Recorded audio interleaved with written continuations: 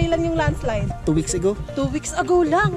So 2 weeks ago lang guys yung landslide. Hello mga bebs, so I'm here at Bataan. Rice terraces. Gapang na ako, gagapang na.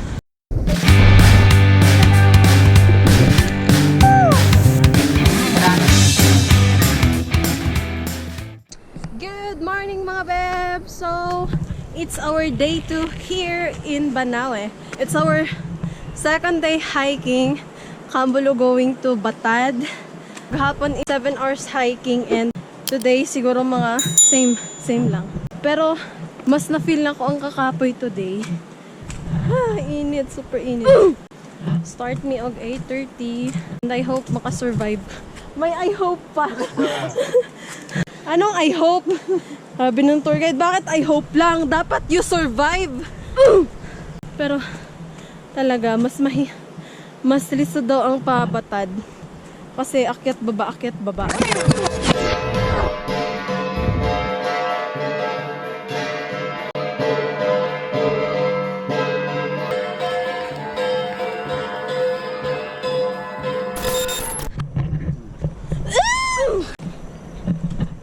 Lisod ni siya nga dalan compare sa kahapon. Pero maganda din to pang trail run, no? Bakit na paano? May bato na inapakan niya dito na nahulog. Pati siya nahulog din. Malalim yun dyan? Oo, dati. Ako makakalimutan yun. Na birthday ng tatay ko yan, ah. Hindi naman siya masyadong parang delikado. Mukha nga siyang mababaw eh.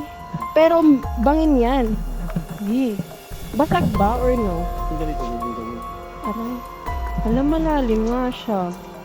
Malalim nga. Sino yung iniwan? Ano yung babae, Pinay? So yung guy is iniwan siya. Hello, gago. Weh, nang dahil sa aksidente na yon, naghiwalay sila. Eh, kahit naman ako, magagalit ako sa guy.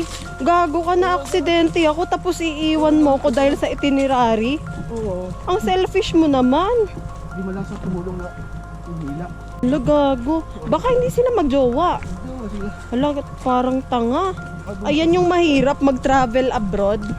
Careful guys. Hindi mo sure kung anong mangyayari sa inyong dalawa. Dapat kung magta-travel kayo together, dapat sure kayo na tutulungan ka, hindi ka iiwan. Hindi yung iiwan ka dahil sa itinerary, dapat susundin pa rin yung itinerary. Ano yun? Iisipin mo pa yung flight kesa sa jowa mong na-aksidente. Ba't ako yung galit? Naiinis eh. Paano na-enjoy nung boyfriend, no? Yung girlfriend nagsasuffer. Ito yung UNESCO, di ba? Hello mga beb! So I'm here at Bataan. Rice terraces. It's UNESCO World Heritage.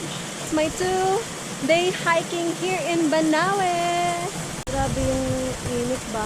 Sobra yung init ni. Nakakapagod. But at the same time, sobrang ganda ng place. I don't know why I'm doing this.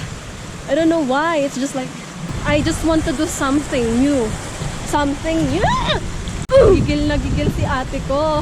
Grabe mi, ang ganda dito.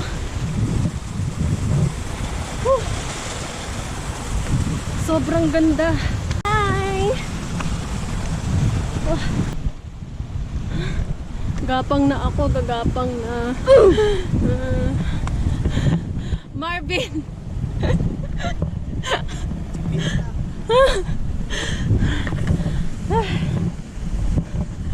Ayan.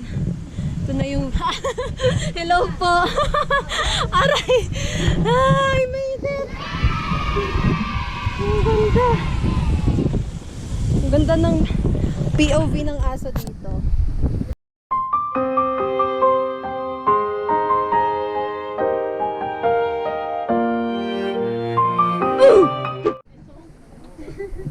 Mario.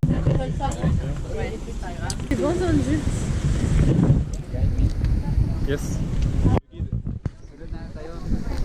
Kuya, bye.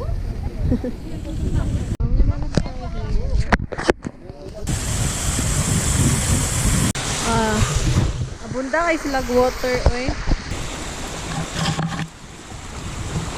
Tanan foreigner nga na adri is puro French.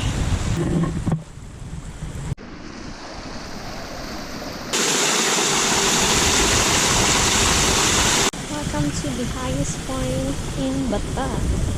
Hello guys, I'm still here at Batad, Banawe, and I rented this clothes for only 50 pesos. Sa mga wala pa ka-try, wala pa nakag-anhig Banawe, and I know mostly of you guys, Banawe lang ang nabalaan, but I recommend this place, Batad, Banawe, Ifugao.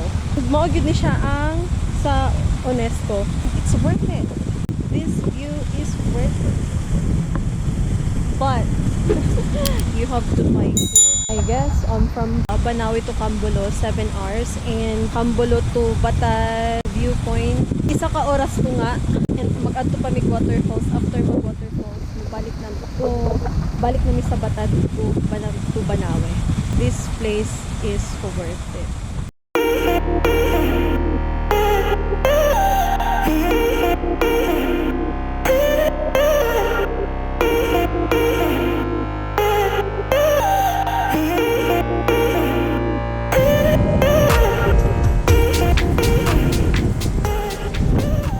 Lapit na mag 11:30, may oras talaga.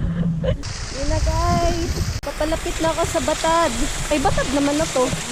Batad na to. I mean sa village. Usually dito nag-i-stay sila sa may baba. Lasan sa taas.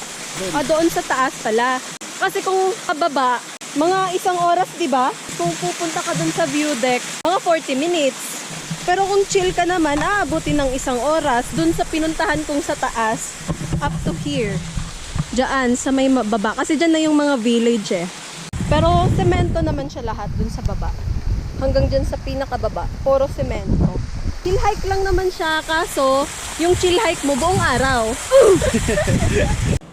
Tapos guys, yung jeepney dito is every 9 a.m. lang, once a day. Batad to Banawe, di ba? Batad to Banawe. Tapos Banawe to Batad. 3 p.m. Isang beses lang yung biyahe.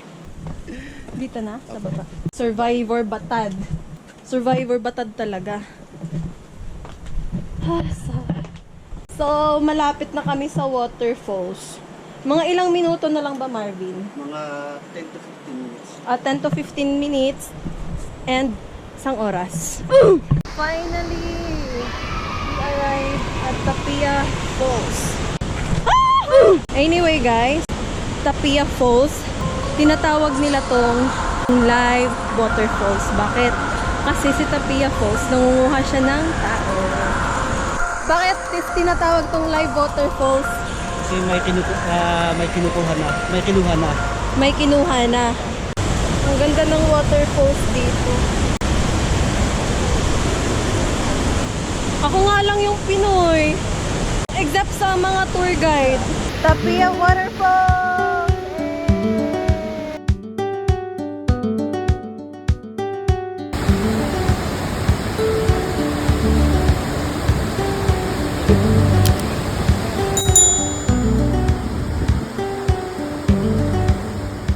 After 2 days hiking, nakakita na kong kalsada.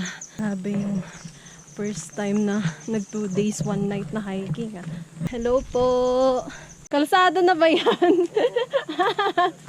Finally! May kalsada na. Yung lakad ng tour guide, oh. Iniwan na yung guest. So, ayun na. Almost 15 minutes na lang na lakaran. So, ayun na nga. Naano ko diri as sa pinaka main viewpoint diri as sa Batad. Yeah, I made it. And I hope makabalik pa ko diri. Dapat diri tayo. Mabalik pa ko diri. Wala naman tight na akong schedule. I hope to go na kay live na ko is